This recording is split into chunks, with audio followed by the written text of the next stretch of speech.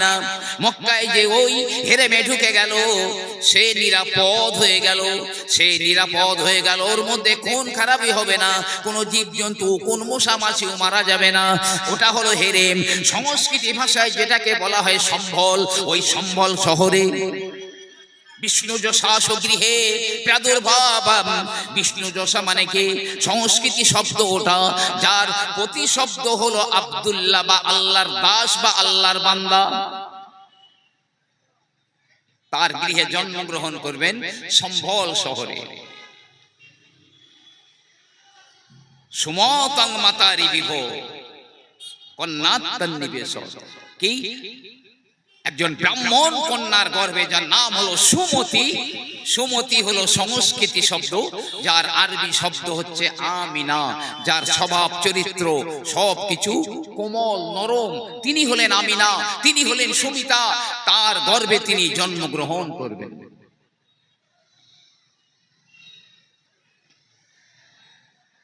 এবার আসুন, চতুর্দশ পঞ্চদশ শতাব্দীতে গুরু নানক তিনি একটি স্বতন্ত্র ধর্ম প্রচার করেছিলেন, শিখ ধর্ম। তার ধর্মগ্রন্থ হচ্ছে জনম সাথী ভাই, যেটা গ্রন্থ সাহেব বলে পরিচিত। গ্রন্থ সাহেব বলে পরিচিত। তার মধ্যে তিনি তো স্বতন্ত্র একটি ধর্ম প্রচার করেছেন। তারপরেও তিনি ইসলাম এবং নবী মুহাম্মদকে কত ভালোবাসতেন। তিনি বলেছেন যে ইসলাম এবং নবী মুহাম্মদকে যারা ভালোবাসবে না, যে তারা নরকে যাবে, তারা ধ্বংস হয়ে যাবে। তিনি সেই গ্রন্থ সাহেবের মধ্যে লিখছে, কলমা এক পুকারিয়া দো জাহানে কোই, जो कहना पाक है दोज़ख जाउन सही। সততা কলেমায়ে তৈয়্যিবা লা ইলাহা ইল্লাল্লাহ, সততা সতত পাঠ করো লা ইলাহা ইল্লাল্লাহ মুহাম্মাদুর রাসূলুল্লাহ। কারণ এই কলেমা ছাড়া সঙ্গে কিছু যাবে না।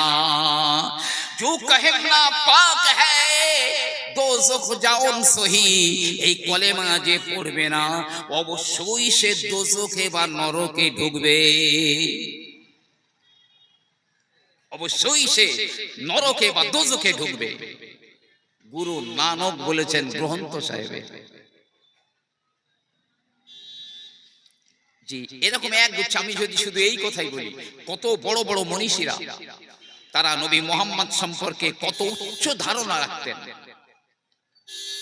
কত উচ্চ ধারণা রাখতেন। সে নবীর আদর্শ কেন মানবো আমরা? দেখুন না,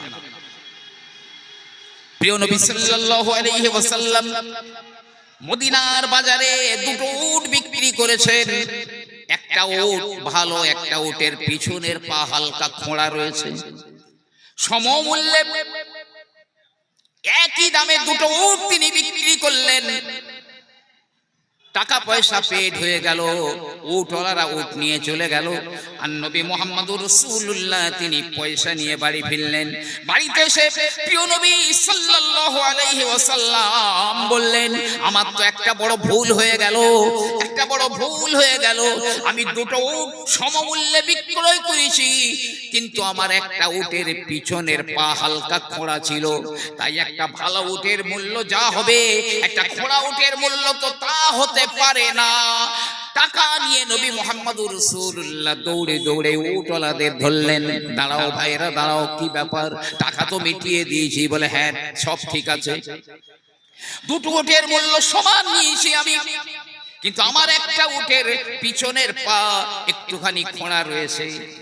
তাই ভালো উট আর খোঁড়া উটের মূল্য তো কখনো সমান হতে পারে না। কিছু পয়সা ফেরত দেওয়ার জন্য আমি এসেছি। উটওয়ালারা বলছে আমরা তো দেখেই নিয়েছি, আপনি ফিরে যান, আপনি ফিরে যান। নবী মুহাম্মদ বলছে না না, এটা কোনোদিন হতে পারে না। আমি যদি কিছু পয়সা ফেরত না দিয়ে দিই, তাহলে দুনিয়ার মানুষ বলবে নবী মুহাম্মদ খরিদ্দারকে ঠকিয়ে তিনি টাকা রোজগার করেছেন। পৃথিবীর মানুষেরা আমার কৃষ্টি কালচার, আমার চরিত্র তারা জীবনে বাস্তবায়িত করবে না। অগত্যা আল্লাহ নবী কিছু পয়সা তাদের ফেরত দিয়ে দিলেন। তার নাম হলো নবী মুহাম্মদ। খরিদ্দারকে ঠকানো যাবে না। একদিন এক ব্যক্তি নবী মুহাম্মদকে বলল, ইয়া রাসূলুল্লাহ, ইয়া হাবিবাল্লাহ, আমার বাড়িতে ঘি ছিল, ঘির ভিতরে একটা ইঁদুর পড়ে রাত্রে মারা গিয়েছিল, সকালে উঠে দেখলাম ঘিতে ইঁদুর পড়ে মরে আছে। হে আল্লাহর নবী, ওই ইঁদুরটাকে ফেলে দিয়ে আমি কি ওই ঘিটা বাজারে বিক্রি করতে পারবো? প্রিয় নবী আমার বললেন, হ্যাঁ অবশ্যই তুমি বাজারে বিক্রি করতে পারবে ঘিটা, তবে খরিদ্দারকে বলে দিতে হবে এই ঘির উপর একটা ইঁদুর মরে পড়েছিল, ইঁদুর পড়ে মরেছিল, এটা খরিদ্দারকে বলে দিয়ে যদি বিক্রি করতে পারো তো জায়েজ, অন্যথায় বিক্রিত টাকা তোমার জন্য বৈধ হবে না। এ ছিল নবী মুহাম্মাদের আদর্শ।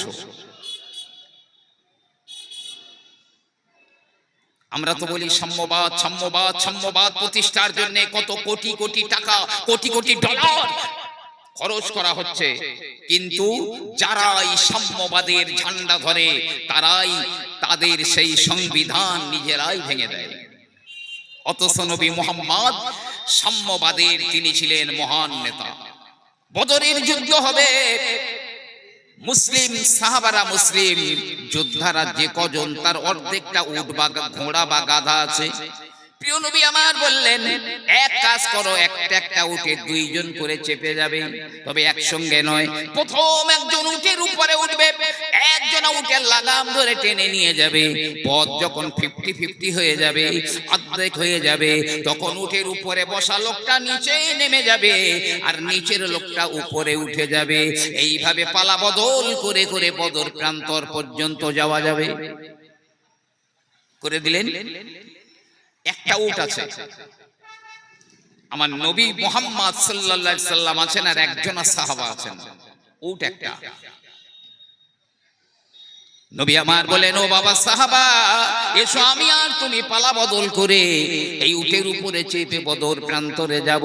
সাহাবাটা বলে, ইয়া রাসূলুল্লাহ, বিআবি আনতা ওয়া উম্মি, আমার মা বাপ আপনার কদমে কুরবান হয়ে যাক, পুরো পথটায় আপনি উটের উপরে বসুন, আমি উটের লাগাম ধরে টেনে টেনে নিয়ে যাব। আল্লাহ নবী বললেন, না না না, হতে পারে না। দুনিয়ার মানুষেরা আমাকে সেলফিশ বলবে, আমাকে স্বার্থপর বলবে।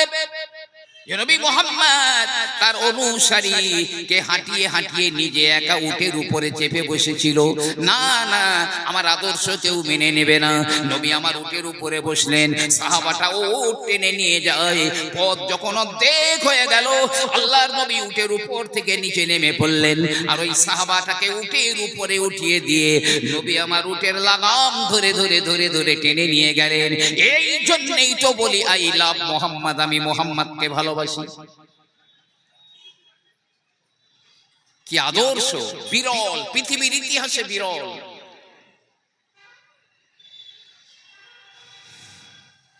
এবার আসুন, প্রিয় নবী সাল্লাল্লাহু আলাইহি সাল্লাম তিনি দেশকে কেমন ভালোবাসতেন। কেউ কেউ এটাকে হাদিস বলেছেন, কেউ কেউ অস্বীকার করেন। হুব্বুল ওয়াতানি ঈমানুন, জন্মভূমির ভালোবাসা ঈমানের একটা অংশ। কেউ কেউ বলেন এটা, তবে এটা বাস্তব। জন্মভূমির ভালোবাসা ঈমানের অঙ্গ। খন্দকের যুদ্ধ হবে, পরীক্ষার যুদ্ধ হবে, সাহাবারা মাটি কাটেন, পরীক্ষা খনন করেন, সবাই কোদাল নিয়ে, ঝুড়ি নিয়ে, টুকরি নিয়ে গেছেন, মাটি কাটছেন, সাহাবারা মাটি মাথায় নিচ্ছেন। আল্লাহর নবী গিয়ে বললেন, ও আমার সাহাবারা, আমার মাথাতেও ঝুড়ি তুলে দাও, মাটির ঝুড়ি আমার মাথায়ও তুলে দাও গো। কিন্তু সাহাবারা বললেন, ইয়া রাসূলুল্লাহ, আপনি বসুন, আমরাই এনাফ, আমরাই যথেষ্ট, আমরাই পরীক্ষা খনন করব, আমরাই মাটি বহন করব। নবী মুহাম্মদ বললেন, না না, হবে না, হবে না, তোমরাই দেশের নাগরিক, এই দেশ রক্ষা করার দায়িত্ব তোমাদের। যেমন আমি নবী মুহাম্মদ, আমিও এই দেশের নাগরিক, আমারও দায়িত্ব তেমন এই দেশ রক্ষা করা। তাই শুধু তোমরা নও, আমার মাথাতেও মাটির ঝুড়ি তুলে দাও।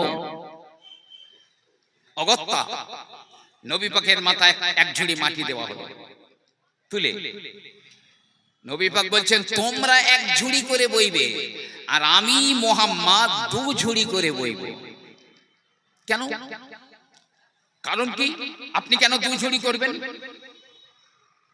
প্রিয় নবী বললেন, আমি দেশের নাগরিক হিসাবে 1 ঝুড়ি আমার মাথায় থাকবে, আর আমি হলাম তোমাদের নেতা, আমি হলাম তোমাদের নবী, তোমাদের নেতা। তার কারণে এক্সট্রা একটা দায়িত্ব আমার উপরে রয়েছে, তার জন্য আর একটা ঝুড়ি অগত্যা নবী মুহাম্মদুর রাসূলুল্লাহ 2 টুকরি করে 2 ঝুড়ি করে মাটি বহন করলেন। সাহাবায়ে কেরামেরা 1 ঝুড়ি করে মাটি বইলেন। আজ যদি নেতা আর কর্মীদের মধ্যে এত সুসম্পর্ক থাকতো, তাহলে আমাদের পৃথিবীটা ভূস্বর্গ হয়ে যেত, ভূস্বর্গ হয়ে যেত। কি আদর্শ! আমরা ভারতের মুসলমান, মনে করবেন না আমরা কোনো আজে বাজে জায়গায় বাস করি, ভাববেন না আমরা কোনো বাজে জায়গায় বাস করি, মোটেও না। অনেকে গাড়িতে লিখে রাখেন, দেখবেন মাই ইন্ডিয়া ইজ গ্রেট, মেরা ভারত মহান। এটা বাস্তব, 100%, 100%, 100% সত্য, মেরা ভারত মহান।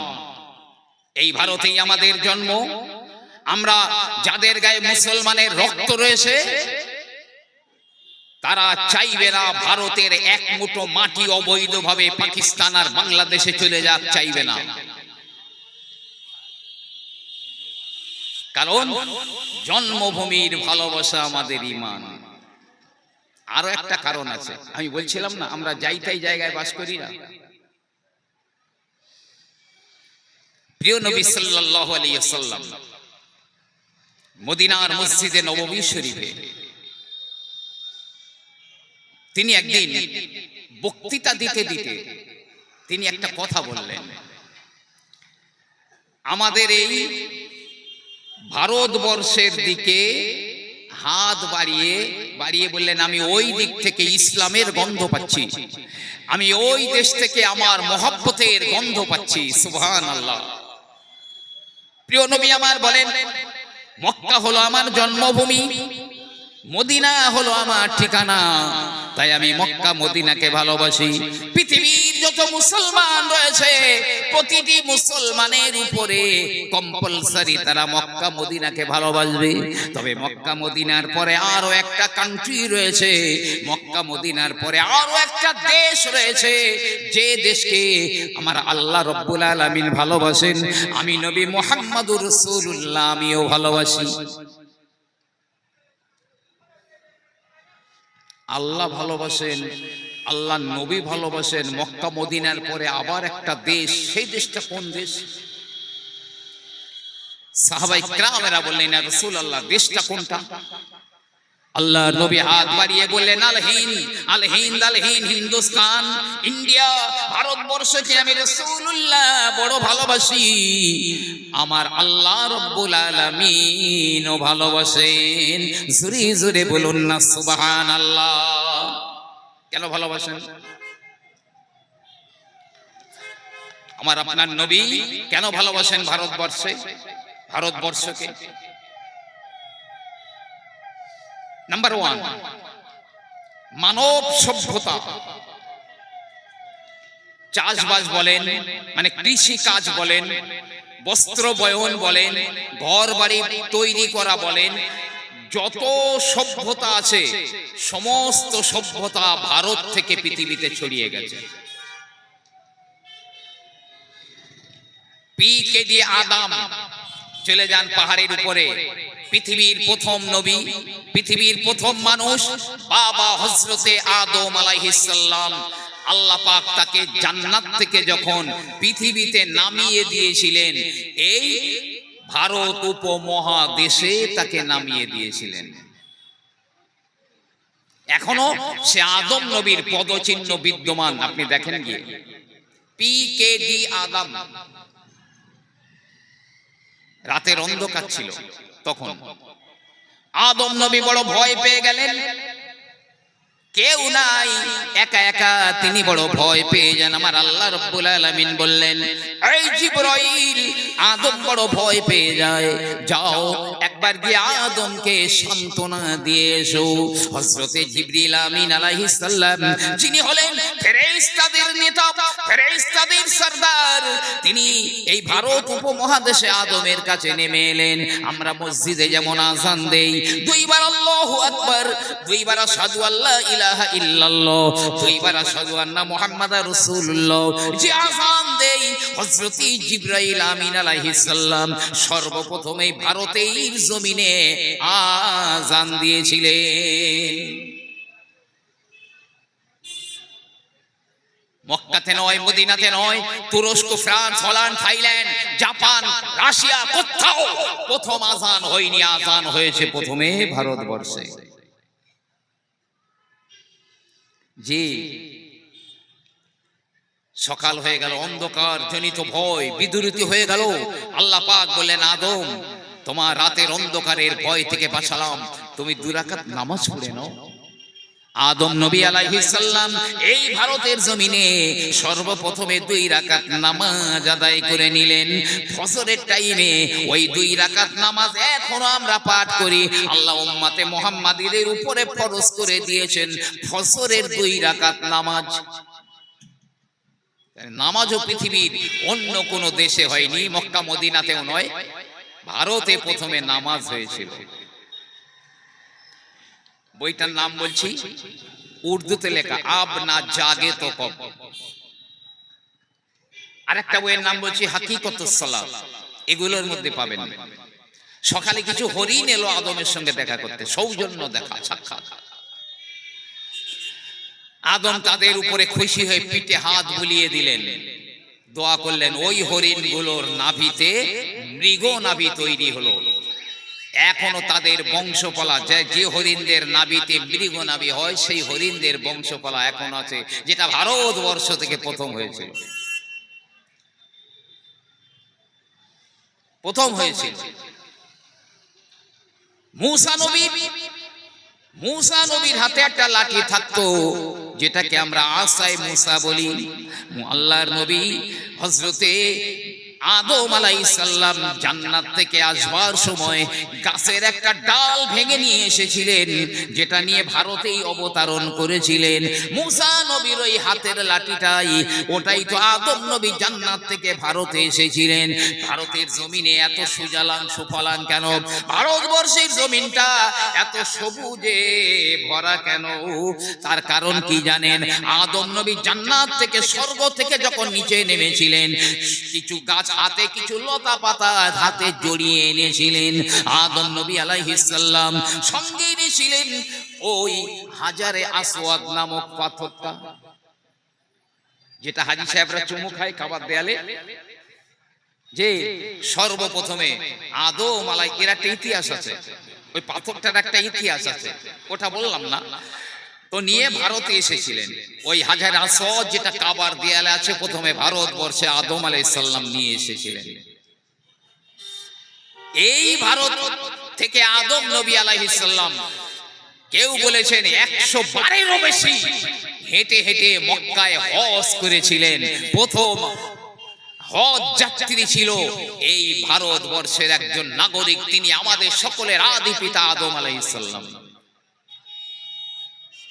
আদম আলাইহিস সালাম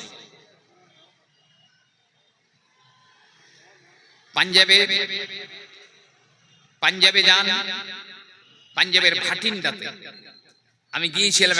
একজন সাহাবার ইসালে সওয়াব, হাজি রতন নাম। আপনি গিয়ে দেখবেন, যদি মিথ্যা হয় বিশ্বাস করেন, এই মুখ আর কাউকে দেখাবো না। হাজি রতন, বিশাল ইসালে সওয়াব। আমি ছিলাম, মেদিনীপুরের আলী আসগর সাহেব ছিলেন। তো এই হাজি রতনটাকে, ভারতে নবীর সাহাবার কবর আছে। একদা পাঞ্জাবের এক ব্যক্তির নাম ছিল রতন। উনি প্রাচীন মক্কায় ব্যবসা বাণিজ্য করার জন্য যেতেন। একদা এই রতন বেচারা মক্কার জমিনে গেলেন, গিয়ে তিনি দেখলেন সরু একটা খাল রয়েছে, খালে পানি আছে, ছোট একটা বাচ্চা ছেলে দাঁড়িয়ে রয়েছে, পার হতে পারছে না। রতন বেচারা চিন্তা করলেন বাচ্চাটা খালটা পার হবে, পার হতে পারছে না পানির কারণে। তিনি নিজে বুকে ধারণ করে বুকে করে নিয়ে খালটা পার করে দিলেন। বহুকাল চলে গেল, রতন ফিরে এলো নিজে দেশে। খবর হলো মক্কার জমিনে নবী মুহাম্মদুর রাসূলুল্লাহ তিনি জন্ম গ্রহণ করেছেন, মক্কায় একজন নবীর আবির্ভাব হয়েছে। তিনি চলে গেলেন, আমার ব্যবসাটাও হবে, আর নরা সংস অন্তিম ঋষি কল্কি অবতার তারও দেখা হবে। মক্কার জমিনে গেলেন, আমার রাসূলুল্লাহর দরবারে গিয়ে সেখানে বসে রইলেন। নবী আমার দেখে বলেন, এ বাবা, তুমি কি সেই ব্যক্তি নও যে ব্যক্তি একদিন আমার ছোটবেলায় বুকে ধারণ করে খাল পার করে দিয়েছিলে? তুমি কি সেই ব্যক্তি নও? বেচারা রতন বলে, হা হা হা, আমি এবারে আপনাকে চিনতে পেরেছি, আমি সেই ব্যক্তি। এমনি করে আল্লাহর নবী বললেন, যে ব্যক্তি আল্লাহর নবীকে বুকে ধারণ করে খাল পার করে দেয়, আমার আল্লাহ রাব্বুল আলামিন তাকে কখনো আটকে রাখবেন না। তিনি নবীর মন্ত্রে দীক্ষিত হয়ে গেলেন, লা ইলাহা ইল্লাল্লাহু মুহাম্মাদুর রাসূলুল্লাহ। এই ভারতেই রয়েছে, পাঞ্জাবের বরাস শরীফে যান, কেউ বলেছে 12 জন নবীর কবর আছে, আমি গিয়েছি, 12 জন নবীর লম্বা লম্বা কবর, 12 জন নবীর কবর আছে। আবার কেউ বলেছেন নূহ আলাইহিস সালাম, তিনি যেহেতু ভারতবর্ষের নাগরিক ছিলেন, তার ছেলে নাতিপোতাদের কবর ওগুলো।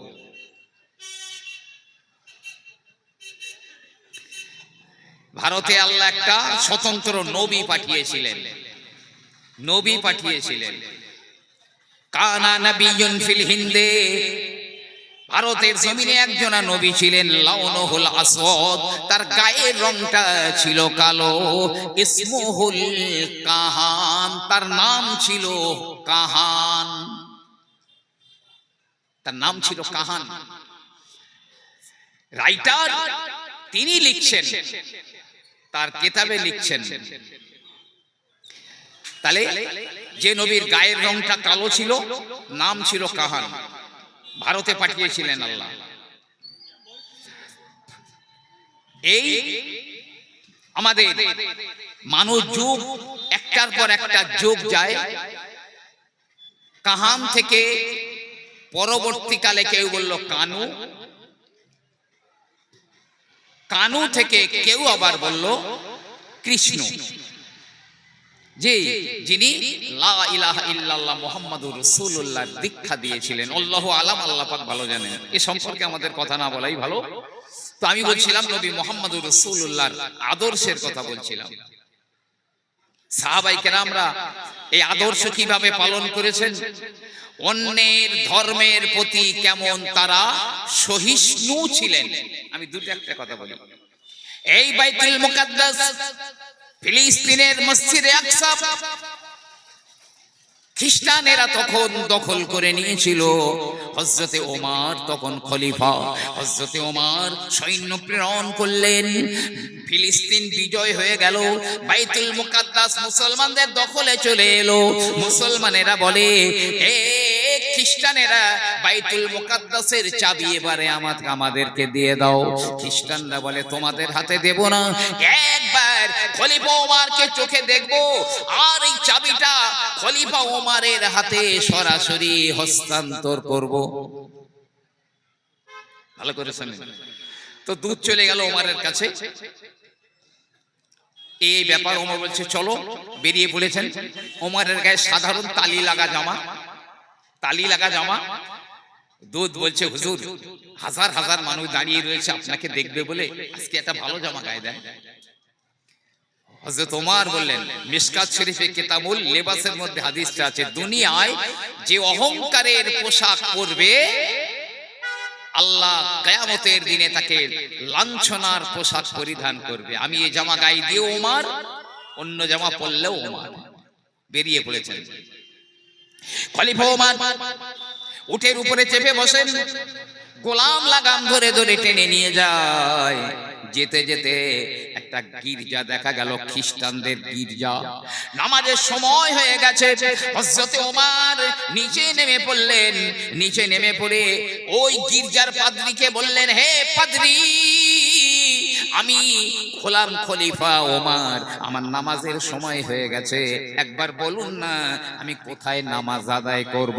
পাদ্রী বলে, ওমর কোথায় আর আপনাকে আমি জায়গা দিব না। না, ওই গির্জার একটা বারান্দায় এক পাশে ভালো করে পানি দিয়ে মুছে পরিষ্কার করে বললেন, হে ওমর, এই জায়গায় আমার এই গির্জার এই জায়গায় আপনি নামাজটা আদায় করুন। কিন্তু হযরতে ওমর তিনি কি করলেন, গির্জায় গিয়ে নামাজ পড়লেন না। তিনি নামাজের মুসল্লা নিয়ে দূরে একটা ফাঁকা জায়গায় মুসল্লা বিছিয়ে দিলেন, তার উপরে খলিফা ওমর নামাজ আদায় করে নিলেন।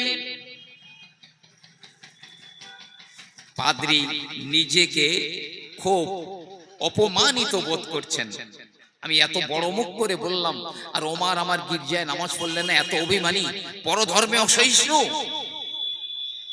ওমর এসে বললেন, হে পাদ্রী, আপনি নিজেকে অপমানিত বোধ করবেন না, আমি মনে করলে আপনার গির্জায় নামাজ পড়তে পারতাম। কেন পড়িনি জানেন?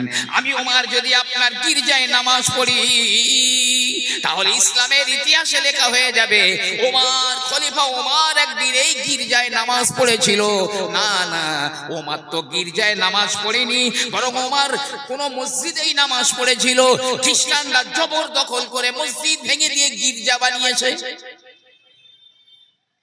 পরবর্তী যুগের মুসলমানেরা তোমার গির্জা ভেঙে গুড়িয়ে দিয়ে আবার ওখানে মসজিদ বানিয়ে নেবে, মসজিদ বানিয়ে নেবে। তাই আমি ওখানে নামাজ পড়িনি, দূরে গিয়ে ফাঁকা জায়গায় নামাজ পড়েছি। মুসলমানের ওখানে একটা মসজিদ বানাবে বটে, কিন্তু তোমার গির্জার একটা ইট কেউ খসাবে না। আমি ভবিষ্যতের কথা, তোমার গির্জার কথা চিন্তা করে আমি দূরে নামাজ পড়েছি, তোমার গির্জায় নামাজ পড়িনি। এটা হলো ইসলামের আদর্শ, যে আমি সবাইকে ভালোবাসি। ইসলাম ISLAM, আই থেকে আই, এস থেকে শুড, এল থেকে লাভ, এ থেকে অল, এম থেকে mankind. I should love all mankind, আমি প্রতিটা মানুষকে ভালোবাসি।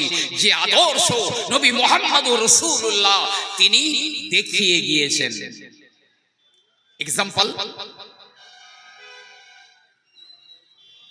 যে মহিলা নবী মুহাম্মাদের পথে প্রতিদিন কাঁটা বিছিয়ে দিত, প্রতিদিন কাঁটা বিছিয়ে দিত, আচমকা নবী পাক দেখছে ওই মহিলা কয়েকটা দিন আসছে না। নবী ভাবছেন নিশ্চয়ই ওই মহিলা অসুস্থ হয়ে গেছে, যার কারণে পথে কাঁটা বিছাতে পারছে না। প্রিয় নবী সাল্লাল্লাহু আলাইহি ওয়াসাল্লাম হযরত আবু বকর সিদ্দিক রাদিয়াল্লাহু তাআলা আনহুকে নিয়ে ওই মহিলার বাড়িতে চলে গেলেন। ঘরের দরজা লাগানো, ঘরের ভিতরে মা আর বেটি রয়েছে, আর কেউ ঘরের ভিতরে নাই। আল্লাহর নবী আবু বকরকে নিয়ে ওই মহিলার ঘরের দরজায় গিয়ে টোকা দিয়ে বলেন, দরজা খুলে দাও, দরজা খুলে দাও। ওই মহিলার মেয়েটা উঁকি মেরে দেখছে মুহাম্মদ দাঁড়িয়ে রয়েছে আর তার সাথী আবু বকর সিদ্দিক দাঁড়িয়ে রয়েছে। মেয়েটা মাকে গিয়ে বলল, মা সর্বনাশ হয়ে গেছে, আমরা যার পথে প্রতিদিন কাঁটা বিছিয়ে দিতাম সেই মুহাম্মদ আর আবু বকর হাজির হয়ে গেছে। আজ মনে হয় আমাদের কোনো নিস্তার নাই, আমাদের শেষ করে দেওয়ার জন্য, আমাদের মেরে ফেলে দেওয়ার জন্য মুহাম্মদ আর আবু বকর হাজির। কি করব? মা বলছে, দেখো কি আর করা, বাড়িতে তো আমি আর তুমি ছাড়া কেউ নেই, দরজা খুলে দাও, দরজা খুলে দাও। প্রাণ ভিক্ষা চাইবো মুহাম্মাদের কাছে, যদি প্রাণ ভিক্ষা দেয় তাহলে ভালো, না হলে আমাদের মরতে হবে। দরজা খুলে দিয়েছে। প্রিয় নবী মুহাম্মদুর রাসূলুল্লাহ ওই ঘরের ভিতরে ঢুকে গিয়ে দেখছে বুড়িটার রোগ অবস্থায় শুয়ে আছে।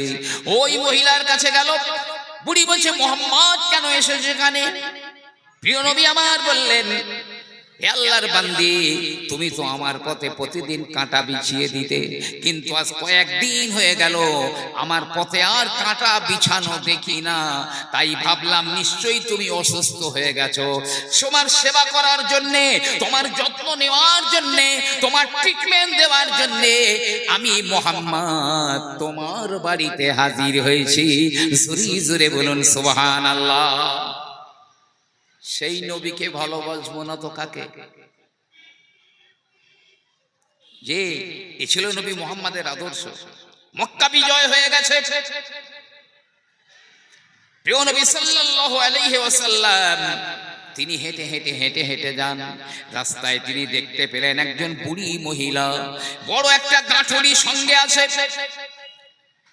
খুব বুড়ি মহিলাটা বড় বিচলিত, গাঁঠুরি ফেলে চলে যেতে পারে না, আবার গাঁঠুরিটা ওঠাতেও পারে না। একটুখানি ছড়ায়, আবার আবার চেষ্টা করে, আবার একটুখানি যায়। এমন সময় রাসূলুল্লাহ গেলেন। আল্লাহর নবী বললেন, বাবা বুড়িমা, তুমি এমন কেন করছো? এই গাঁঠুরিটা নিয়ে কেন এত পেরেশানি হয়ে রয়েছো? বুড়িমা বলে, বাবা জানি না তুমি কার সন্তান, আমি জানি না, তবে কি খবর পাওনি সেই জালেম অত্যাচারী নাউজুবিল্লাহ মুহাম্মদ আজ মক্কা বিজয় করে নিয়েছে, মক্কা জয় করে নিয়েছে। আজ আমাদের নিস্তার দেবে না, আমাদের হত্যা করে ফেলবে। তাই মুহাম্মাদের ভয়ে আমি দূরে কোথাও চলে যাচ্ছি। আমার গাঁঠুরিটা বড় ভারী, ওঠাতে পারি না, আবার ফেলে রেখেও যেতে পারি না। নবী আমার বললেন, এ বুড়িমা, আমি কি তোমার গাঁঠুরিটা বহন করব? আমি কি গাঁঠুরিটা বয়ে দেব? বুড়ি কিন্তু আমার নবী পাককে দেখেনি, চেনেও নি। বুড়ি বলছে, বাবা তালি তো খুব ভালো হয়, আমি সেই মুহাম্মাদের হাত থেকে বাঁচতে পারি। প্রিয় নবী মুহাম্মদুর রাসূলুল্লাহ সাল্লাল্লাহু আলাইহি ওয়াসাল্লাম কি করলেন? ওই বুড়ির গাঁঠুরিটা মাথায় করে নিয়ে আগে আগে যান, পিছনে বুড়িটা হেঁটে হেঁটে যায়। আর আমার নবীর নামে অশ্লীল ভাষা ব্যবহার করে, আমার নবীকে ভালো মন্দ কথা বলে। আল্লাহর নবী জবানটা বন্ধ করে যান। এক জায়গায় গিয়ে পাহাড়ের পাদদেশে বুড়ি বলল, বাবা আমার গাঁঠুরিটা এবার এখানে নামিয়ে দাও, মুহাম্মদ কোনদিন আমার নাগাল পাবে না।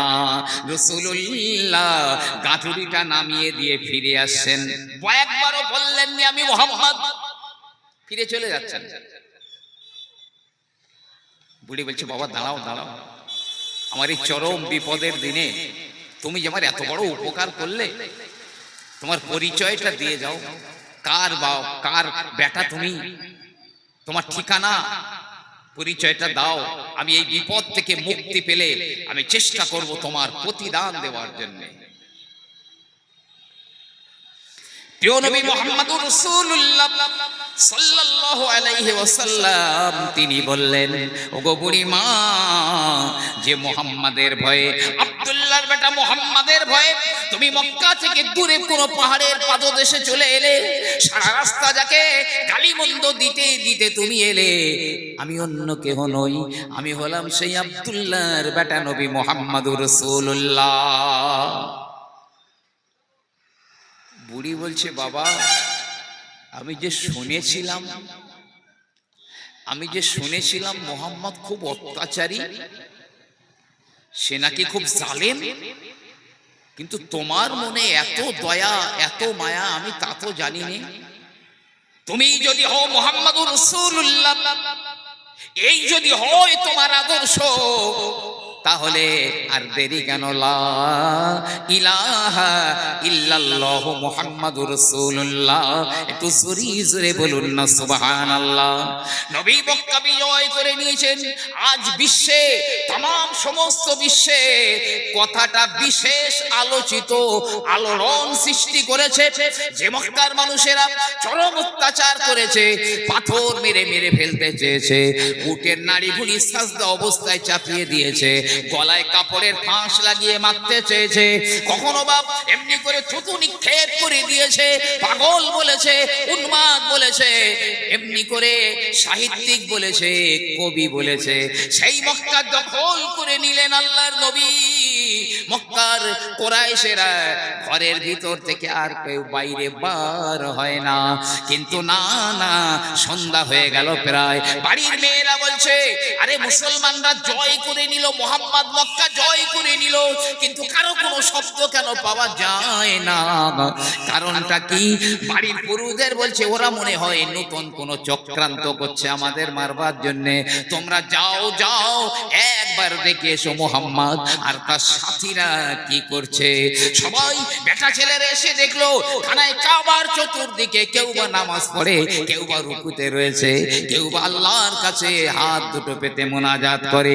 প্রিয় নবী আমার বলেন, হে মক্কার মানুষেরা, ইউসুফ আলাইহিস সালাম তার ভাইদের যেমন বলেছিল, লা তাসরিবাল ইয়াউম, আজ প্রতিশোধ নেওয়ার দিন নয়।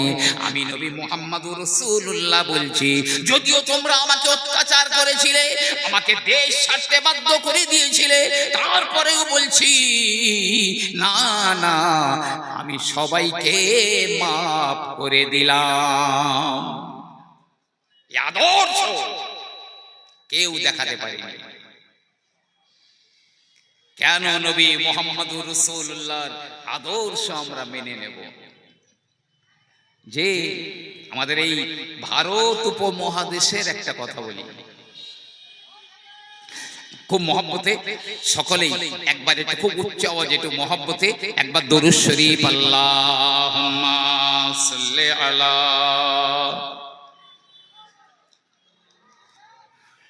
ওয়া আলা আলি সাইয়্যিদিনা। क़यामत में हर शख्स परेशान रहेगा, क़यामत में हर शख्स परेशान रहेगा, हर एक शख्स रो रो कर मोहम्मद को पुकारेगा। अगर वो मुझे खबर ना ले तो कौन खबर ले, उम्मत के जो वो किश्ती है वो मोहम्मद के हवाले। अल्लाहुम्मा सल्ले अला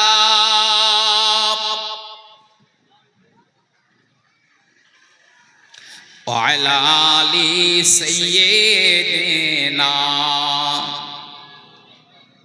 ভাইরা আমার, নবীর আদর্শ কেমন, মুসলমানদের আদর্শ কেমন দেখুন। এই ভারতবর্ষের জমিনে সম্ভবত উত্তরপ্রদেশ ইউপির দিকে হবে, অনেক আগের কথা বলছি, একটা জমি নিয়ে আমার হিন্দু ভাইদের এবং মুসলমানদের ভিতরে একটা বিবাদ শুরু হয়ে গেল। মুসলমানরা বলে জমিটা আমাদের, আমরা মসজিদ বানাবো, কিন্তু আমার হিন্দু ভাইরা বলছে না না, এই জমিটা আমাদের, আমরা মন্দির বানাবো। কথাটা লিখেছেন পীর জুলফিকার আহমদ নকশবন্দি, বেঁচে আছেন, তার খুতুবাতে জুলফিকারের মধ্যে লিখেছেন। শেষ বেশ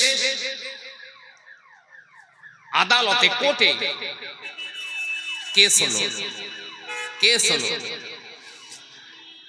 যিনি জজ উনি দেখলেন রায় আমি যে পক্ষেরই দেই, বিশাল এক দাঙ্গা শুরু হয়ে যাবে, সাম্প্রদায়িক দাঙ্গা হবে। তিনি খুব চিন্তা করে আবার ডেট পিছিয়ে দিলেন। কিন্তু কোর্ট ভর্তি মানুষ, কেউ দাবি ছাড়ে না। মুসলমানরা বলছে আমরা মসজিদ বানাবো, জমি আমাদের, হিন্দু ভাইরা বলছে জমি আমাদের, মন্দির বানাবো। দ্বিতীয় ডেটে একজন হিন্দু ভাই তিনি উঠে দাঁড়িয়েছেন, দাঁড়িয়ে বলছে, স্যার আমি একটা কথা বলবো। বলুন। আগামী যে দিনে এই কেসের শুনানি হবে সেই দিন আমি একজন মুসলমানকে আনব, সেই মুসলমান কাঠগড়ায় উঠে যদি বলে জমিটা মুসলমানদের, আপনি মুসলমানদের দিয়ে দেবেন। আর যদি বলে না জমিটা হিন্দুদের, আমাদের দিয়ে দেবেন। জজ সাহেব হাঁপ ছেড়ে বাঁচলো, যাক বাঁচা গেল, ঠিক আছে তাই হবে, ডেট করা হলো। আমার হিন্দু ভাইরা ওই লোকটাকে খুব বকাবকি করছে, আরে তুমি একটা মুসলমানকে এখানে হাজির করবে, সে যা বলবে তাই হবে, তো ও তো মুসলমান, ওকে তোমার হয়ে বলবে, ও তো মুসলমানদের হয়েই বলবে। মানে হিন্দু ভাইটা বলছে আমি যাকে আনবো সে তিনি কিন্তু একজন প্রকৃত মুসলমান। পরবর্তী শুনানির দিনে উভয় পক্ষে মানুষেরা কোর্ট ভর্তি করে ফেললো, বিচারের কাজ, শুনানির কাজ শুরু হয়ে গেল। পিন পতন নীরবতা। জজ বলছে তোমরা তো বলেছিলে একজন মুসলমানকে নিয়ে আসবে, কই সে মুসলমান নিয়ে এসো, উনি যা বলবেন সেই দিকে রায় হবে। মাওলানা মুফতি কিফায়েতুল্লাহ সাহেব রহমাতুল্লাহ আলাইহি তাকে ওঠানো হলো, তাকে আদালতে তোলা হলো। কাঠ গড়ায় দাঁড়িয়ে জজ বলছে আপনি বলুন ওই জমিটা মুসলমানদের না হিন্দুদের?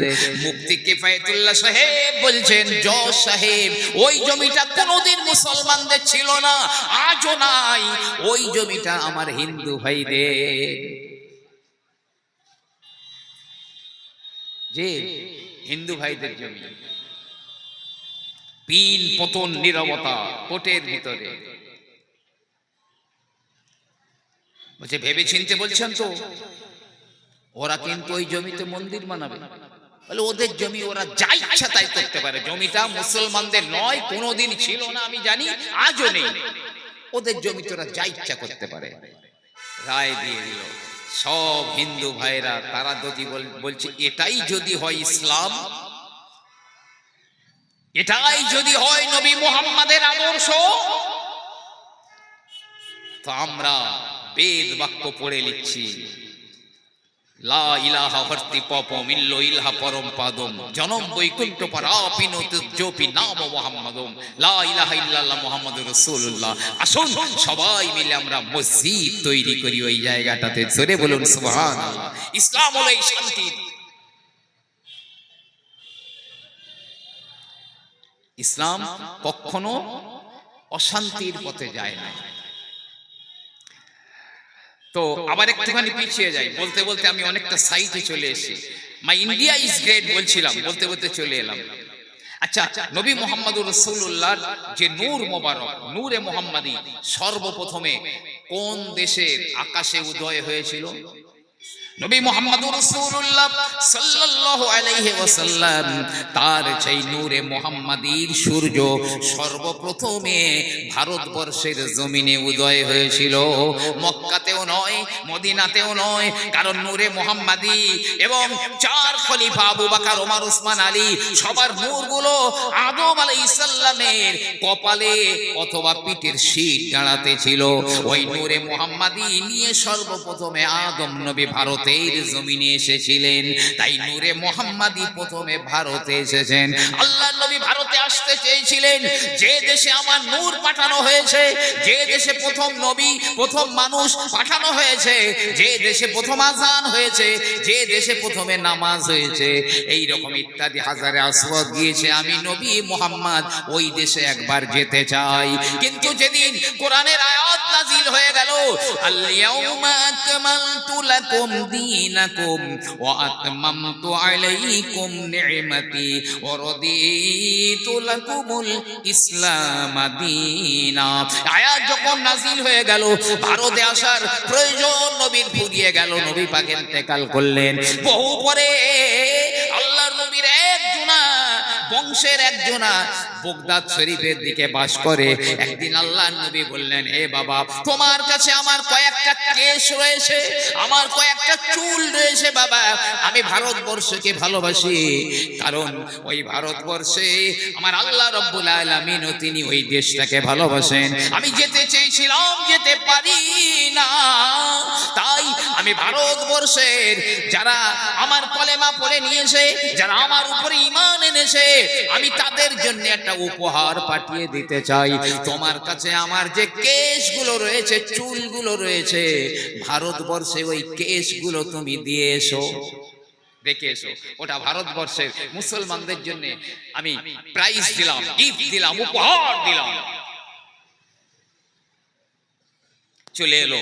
তখন ভারতে শাসন করছিলেন সম্রাট ঔরঙ্গজেব রহমাতুল্লাহ আলাইহি। তার কাছে এলেন কে?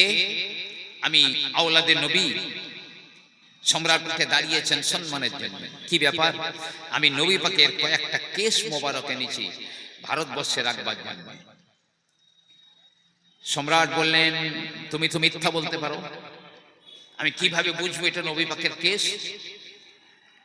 দেখুন, আমি আওলাদে নবী, আমি মিথ্যা বলছি না। তারপরেও বলছেন প্রমাণ দিতে হবে, প্রমাণ চাই। নবীর আওলাদ বলেন, হে ভারতপতি, হে সম্রাট ঔরঙ্গজেব, আপনি কি জানেন আমার রাসূলুল্লাহর চুল মোবারক যদি জ্বলন্ত আগুনের ভিতরে ফেলে দেওয়া যায় তাহলে আগুনটা ঝুপ করে নিভে যায়। আমার রাসূলুল্লাহর চুল মোবারকে আগুন স্পর্শ করে না। সম্রাট বলছে, বিলক্ষণ জানি, তাহলে পরীক্ষা করুন। একটা পাত্রে আগুন জ্বালানো হলো, ওই আগুনের ভিতরে আমার রাসূলুল্লাহর কেশ মোবারক যেই না ফেলে দেওয়া হলো, আগুনটা তো ঝুপ করে নিভে গেল, আমার রাসূলুল্লাহর কেশ মোবারকে আগুন স্পর্শ করলো না।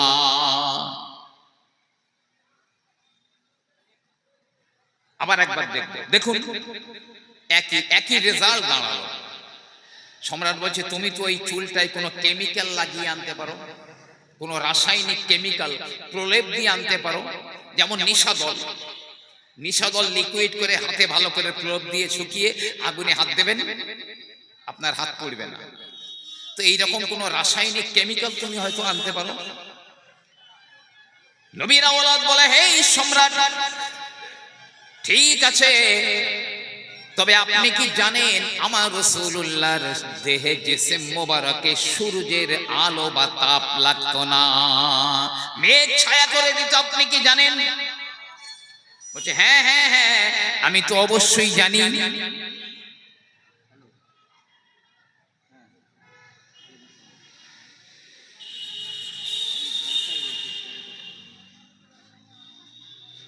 আচ্ছা, পরে কথা বলছি। বলছে, হ্যাঁ, বিলক্ষণ জানি। আল্লাহর রাসূলের গায়ে সূর্যের তাপ বা রৌদ্র লাগতো না, মেঘ ছায়া করে দিত। ঠিক আছে, আগামী কাল ফাঁকা জায়গায় একটা কাপড় বিছিয়ে দিন, সেখানে আবার রাসূলুল্লাহর চুল মোবারক গুলো রাখুন। আকাশের কোনো মেঘ এসে যদি ছায়া না করে দেয়, যে শাস্তি দেবেন নিয়ে নেব। পরের দিনে আকাশে এক খণ্ড মেঘ নাই, টানা রৌদ্রে একটা মখমলের চাদর বিছিয়ে দেওয়া হলো। আর আমার রাসূলুল্লাহর কেশ মোবারক যেই না ওই জায়গায় রেখে দেওয়া হলো, করে এক খণ্ড মেঘ ছুটে এসে আমার রাসূলুল্লাহর চুল মোবারকে ছায়া করে দিয়েছে। জোরে বলুন না সুবহানাল্লাহ।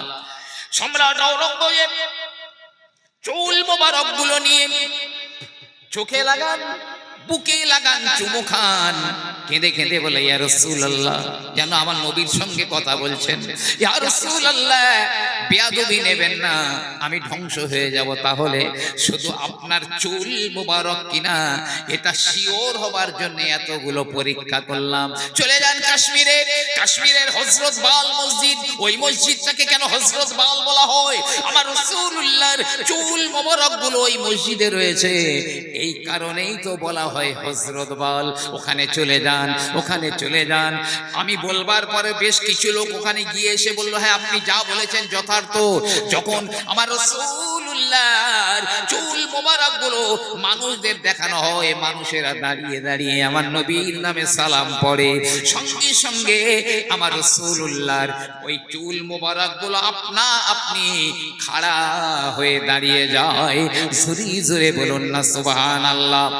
আল্লাহর নবী ভারতীয় মুসলমানদের জন্য তার চুল মোবারক গুলো উপহার পাঠিয়ে দিয়েছেন, যে আমাদের ভারতবর্ষে রয়েছে।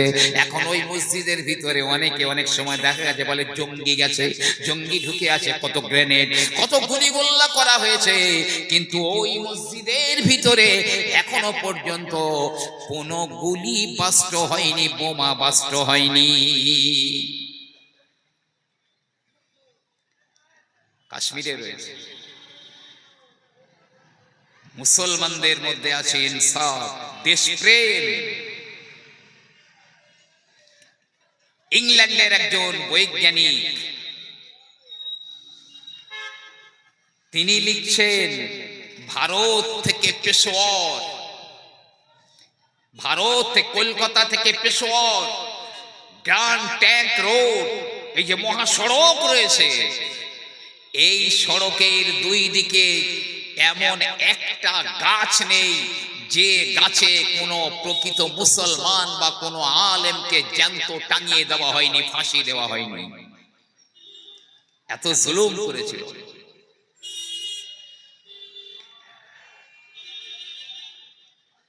ভাই আমার, বাবাজিরা আমার,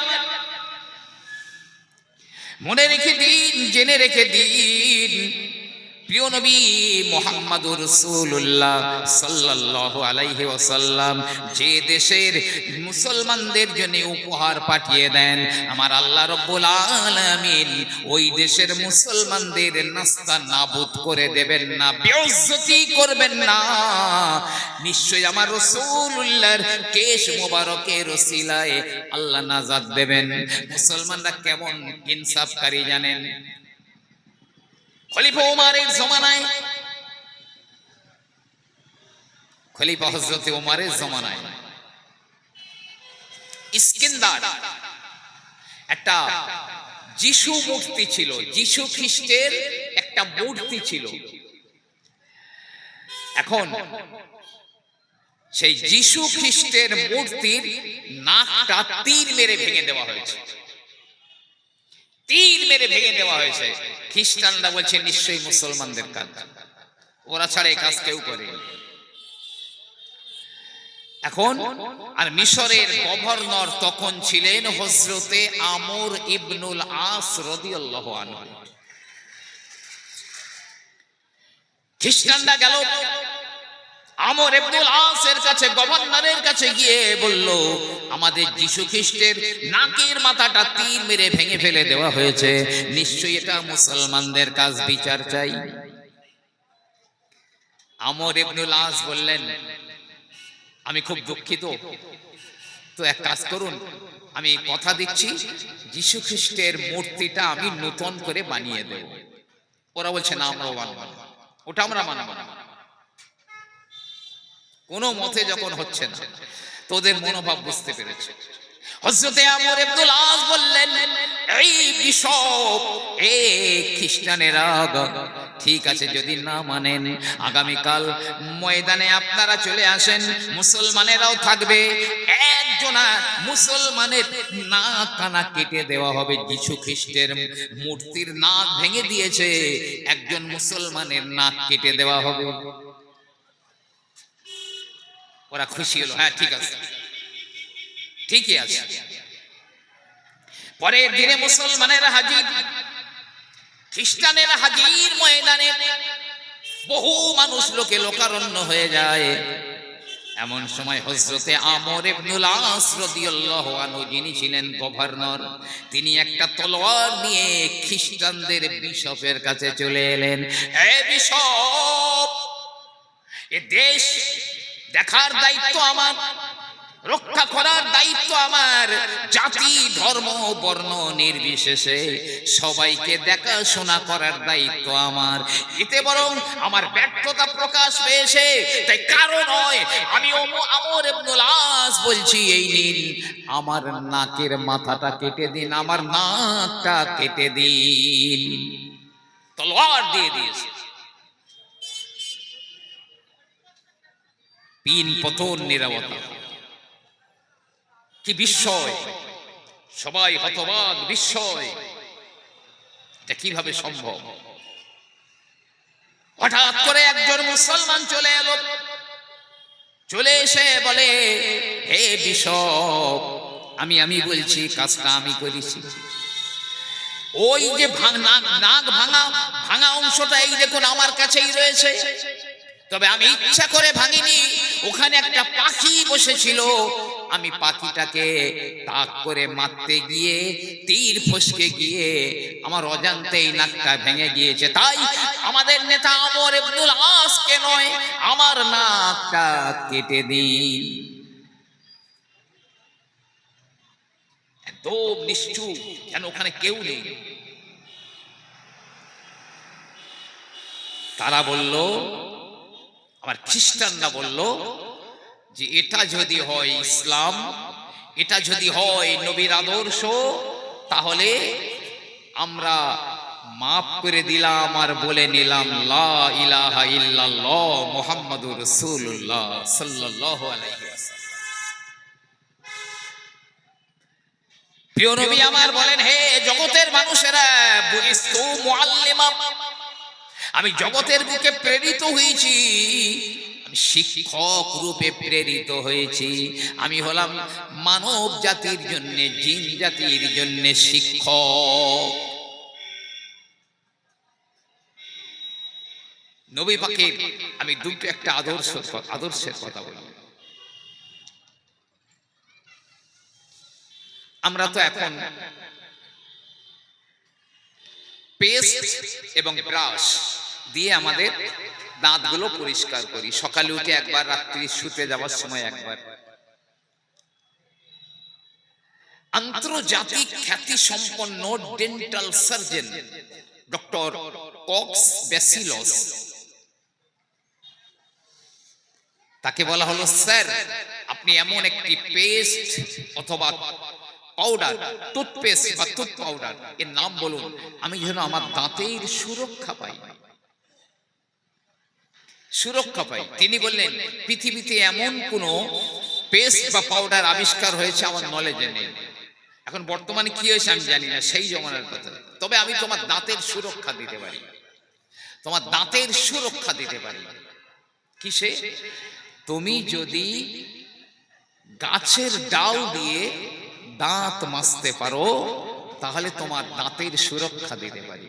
প্রিয় নবী আমার বললেন, লাউলাম আশুকু আলা উম্মতি লা আমারতুহুম বিসওয়াকি ইনদা কুল্লি সালাতিন, আমার উম্মতের উপরে যদি দুশর না হয়ে যেত, আমি তাদের প্রত্যেক নামাজের সময় মিসওয়াক করতে বলতাম। নবী জীবনের শেষ আমল হলো গাছের ডাল দিয়ে তিনি মিসওয়াক করেছেন। আল্লাহর নবী মার্জে মাউতে পড়ে রয়েছেন। হযরতে আবু বকর সিদ্দিকের একজন ছেলে মিসওয়াক মুখে দিয়ে নবীকে দেখতে আসে। আল্লাহর নবী ফ্যাল করে তাকিয়ে রয়েছেন। আম্মা জান আয়েশা সিদ্দিকা বললেন, ইয়া রাসূলুল্লাহ, আপনার জন্য কি একটা মিসওয়াক এনে দেব? নবী মাথা নেড়ে সম্মতি জানালেন। আম্মা জান আয়েশা একটা মিসওয়াক এনে দিলেন। আল্লাহর নবী ওটা মুখে দিলেন, কিন্তু চিবিয়ে নরম করতে পারছেন না। আম্মা জান আয়েশা বললেন, ইয়া রাসূলুল্লাহ, আমি কি চিবিয়ে ওটা নরম করে দেব? নবী আমার বললেন, হ্যাঁ। মাথা নেড়ে সম্মতি জানালেন। আম্মা জান আয়েশা চিবিয়ে নরম করে রাসূলুল্লাহকে দিলেন। আমার নবী ওইটা দিয়ে মিসওয়াক করে নিলেন। কেন? নবী পাক বলেছেন, পিলু গাছের ডাল দিয়ে অথবা উদে হিন মানে নিম গাছের ডাল দিয়ে তোমরা দাঁত মাজো, দাঁতে মিসওয়াক করো। কেন? ও আপনার কিনা পিলু গাছ কেন বললেন, আর নিম গাছের কথা উদে হিন কেন বললেন? খবর নেবেন ডেন্টাল সার্জনদের কাছে। দাঁতের দুটো খাদ্য আছে, যে দুটো না থাকলে দাঁত থাকতে পারে না, ক্যালসিয়াম আর phosphorus. Without calcium and phosphorus কারো দাঁত থাকতে পারে না। এখন গবেষণায় দেখা গেছে, পিলু গাছের মধ্যে পৃথিবীতে যত গাছ রয়েছে, সমস্ত গাছের মধ্যে পিলু গাছের ডালে সবচাইতে বেশি পরিমাণ ক্যালসিয়াম আর ফসফরাস রয়েছে। আর সেকেন্ড স্টেজে নিম গাছের ডালে ক্যালসিয়াম আর ফসফরাস রয়েছে। এটা ছিল নবী পাকের বিজ্ঞান, এটা ছিল নবীজির বিজ্ঞান। প্রিয় নবী আমার বলেন, মান জাররা ইজারাহু কালাউ আলাল আরদি ইলা আখির, যে পুরুষ বেটা ছেলের পরনের কাপড়টা পায়ের গিরোর নিচে পড়বে, তার ওই অঙ্গটা জাহান্নামে যাবে। পরের হাদিসে আমার রাসূলুল্লাহ বললেন, আল্লাহ পাক কিয়ামতের দিনে ওই ব্যক্তির দিকে একবারের জন্য দৃষ্টি দেবেন না, রহমতের নজর দেবেন না, যার যে বেটা ছেলের পরনের কাপড়টা গিরোর নিচে পড়ে যায়। কেন? আমি অনেক আগের কথা বলছি, প্রথম দিকে জি, আমি তখন খুব বেশি বড় নয়, মানে 6-7 দিকে পড়ি। এই যে গণশক্তি পেপার এখনো বার হয়, গণশক্তি পেপার, তখন আমি দেখেছি বিজ্ঞানের খবর বলে একটা পৃষ্ঠা থাকতো, তাতে লিখছে যে বেটা ছেলেরা পায়ের গিরোর নিচে কাপড় পরে, সে ফুল প্যান্ট বলুন, পায়জামা বলুন, লুঙ্গি বলুন, যে যাই বলুন না কেন, শেখ সাদি বলেছেন তার আমলে কোষ হারছে খাহি পোষ, আমল ভালো রাখো, যা ইচ্ছা করো। তো ওই বিজ্ঞানের খবর ওই পৃষ্ঠায় লিখছে যে পুরুষ বেটা ছেলেরা গিরোর নিচে কাপড় পরে তার যে কোনো একটি যৌন দুর্বলতা আসবে, যৌন দুর্বলতা তাদের অবশ্যই থাকবে। প্রিয় নবী আমার বলেন, মেয়েরা কাপড় পরবে গিরুর নিচে, পায়ের গিরুর নিচে মহিলারা কাপড় পরবে। আর ওই চ্যাপ্টারে ওই পৃষ্ঠায় বলা হয়েছে যে মহিলারা গিরুর উপরে কাপড় পরে তাদের লিউকোরিয়া বলে একটি মারণ ব্যাধি অবশ্যই তাকে আক্রমণ করবে। এটা ছিল ওই দিনে, যেদিন বিজ্ঞানের জন্ম হয় না, ওই দিনে আমার নবী মুহাম্মদুর রাসূলুল্লাহ এই বিজ্ঞান মানুষকে দিয়েছেন। আমরা তো কোনো শাদী বাড়িতে, কোনো খানা বাড়িতে, কোনো ভদ্র সমাজে যখন খাওয়া দাওয়া করি, আল্লাহর নবী মিশকাত শরীফের কিতাবুল আতামার ভিতরে বললেন, ততক্ষণ পর্যন্ত তুমি তোমার হাত মুছে দিও না, হাতকে পানি দিয়ে ধুয়ে ফেলো না, তোমার খাবার প্লেটে ততক্ষণ পানি দিও না যতক্ষণ না পর্যন্ত তুমি তোমার আঙুলগুলো চেটে চেটে খাবে আর তোমার প্লেটটা চেটে চেটে খাবে। নবী আমার বললেন, যে ব্যক্তি প্লেট চেটে চেটে খায় না, ওই প্লেট, যে ব্যক্তি প্লেট চেটে খায়, আল্লাহর নবী বললেন ওই প্লেটটা আল্লাহর কাছে দোয়া করে, আল্লাহ তোমার বান্দা আমাকে যেমন শয়তান থেকে বাঁচিয়েছে, তুমি ওকে জাহান্নামের আগুন থেকে বাঁচিয়ে দিও। কারণ খাদ্যাংশ প্লেটের যে অংশে লেগে আছে সেটা যদি রেখে ছেড়ে দেওয়া হয়, ওটা শয়তান খায়, ওটা শয়তান খায়। কিন্তু যে চেটে খাচ্ছে, শয়তান তার চান্স পাচ্ছে না, তাই ওই প্লেটটাই দোয়া করে, আল্লাহ আমাকে যেমন শয়তান থেকে বাঁচিয়েছে, তুমি একে শয়তান থেকে বাঁচাও। আপনি এখন আমেরিকার হোটেলে যান, রেস্টুরেন্টে যান, যেখানেই যান না কেন, দেখবেন ওরা ওদের প্লেটগুলো চেটে খায় আর আঙুলগুলো চেটে খায়। আধুনিক বিজ্ঞানের কথা হলো, খাবার পরে কেউ যদি আঙুলগুলো চাটে, প্লেটগুলো চেটে চেটে খায়, তার জিভ দিয়ে একরকম লালা বার হয়, একরকম লালা বার হয়, যা হজমের জন্য, ডাইজেস্টের জন্য আপনার কিনা সবচাইতে উন্নত মানের ঔষধ ওই লালাটা। এমন নবী পাকের এমন একটা আদর্শ নেই যা মানুষের স্বাস্থ্যের পক্ষে ক্ষতিকর, এমন একটা আদর্শ নেই। কটা কথা আমি আপনাকে জানাবো, কটা কথা বলবো। প্রিয় নবী সাল্লাল্লাহু আলাইহি ওয়াসাল্লাম এই কথা কেউ বলেনি, কেউ বলেনি তোমরা মজদুরদের পারিশ্রমিক তার গায়ের ঘাম শুকিয়ে যাবার আগে তাকে মিটিয়ে দাও, এ কথা কেউ বলেনি। একমাত্র বলেছে আমার নবী মুহাম্মদুর রাসূলুল্লাহ সাল্লাল্লাহু আলাইহি ওয়াসাল্লাম। যেদিন আইয়ামে জাহেলিয়াতে জ্যান্ত জ্যান্ত মেয়েগুলোকে কবর দেওয়া হতো,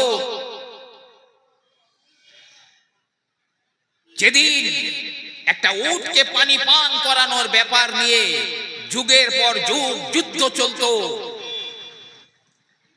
মেয়েদেরকে জ্যান্ত কবর দিত, সেই নবী মুহাম্মদুর রাসূলুল্লাহ জি দীপ্ত কণ্ঠে বললেন, মায়ের পায়ের নিচে সন্তানের জান্নাত, মায়ের পদতলে সন্তানের জান্নাত। নবী পাক পুরুষের চাইতে নারী জাতিকে 3 গুণ বেশি মর্যাদা দান করেছেন, পিতার চাইতে মায়ের মর্যাদা 3 গুণ বেশি করে দিয়েছেন। অথচ সেই নবী মুহাম্মদুর রাসূলুল্লাহর শানে কত মানুষ, কত গোস্তাকি, কত বেয়াদবি করছে। আল্লাহ পাক তাদের সকলকে সুপথ দান করুন, আল্লাহ পাক তাদেরকে হেদায়েত দান করুন।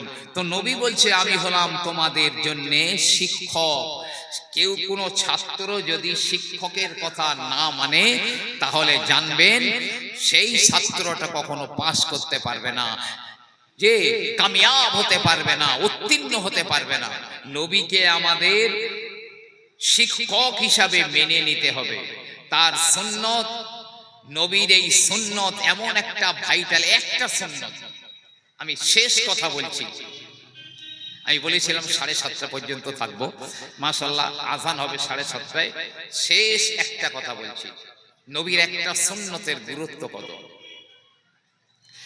মুসলমানদের সঙ্গে আর কাফেরদের সঙ্গে যুদ্ধ হচ্ছে, নবীর ইন্তেকালের অনেক পরে, কয়েকদিন যুদ্ধ চলছে, কিন্তু মুসলমানরা বিজয়ী হতে পারছে না।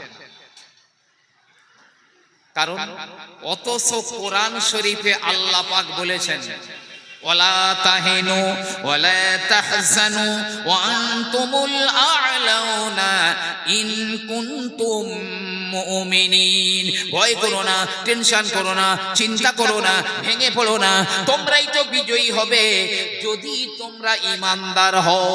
সাহাবায়ে কেরামেরা এক জায়গায় বসে চিন্তা করছেন, আল্লাহ পাক কোরআনে ওয়াদা করেছেন, কিন্তু কয়েকদিন হয়ে গেল কেন বিজয়ী হতে পারি না? বিজয়ী কেন হতে পারছি না? তো চিন্তা করতে বললে একজন বলল, মনে হয় নবীর কোন সুন্নত আমরা ছেড়ে দিয়েছি, নবী পাকের কোন সুন্নতকে আমরা ছেড়ে দিয়েছি। কোন সুন্নত? ভেবে ভেবে চিনতে বলছে, হ্যাঁ কয়েকদিন হয়ে গেল মিসওয়াক করা হচ্ছে না, মিসওয়াক করা হচ্ছে না। এই সুন্নত ছেড়ে দেওয়ার কারণে আমাদের কাছে বিজয় আসছে না। সকলেই যুদ্ধ অস্ত্র ফেলে রেখে গাছের ডাল ভেঙে মিসওয়াক করা শুরু করে দিয়েছে, মিসওয়াক করছে। কাফেররা দেখছে, ওই দেখ মুসলমানেরা দাঁতে ধার দিচ্ছে, মনে হয় আমাদের এবারে চিবিয়ে খেয়ে ফেলবে। এই বলে সব ফেলে রেখে কাফের বেঈমানগুলো পালিয়ে চলে গেল। আল্লাহ পাক বিনা যুদ্ধে মুসলমানদের হাতে বিজয় পতাকা তুলে দিয়েছেন, নবীর একটা সুন্নত পালন করার জন্য। বিশ্ব শাসন করেছিল মুসলমানরা, আজ আমরা কোরআন ছেড়ে দিয়ে, নবীর সুন্নতকে ছেড়ে দিয়ে আমরা আজ অবহেলিত, অপমানিত, লাঞ্ছিত। আমরা শেষ করছি। আসসালামু আলাইকুম।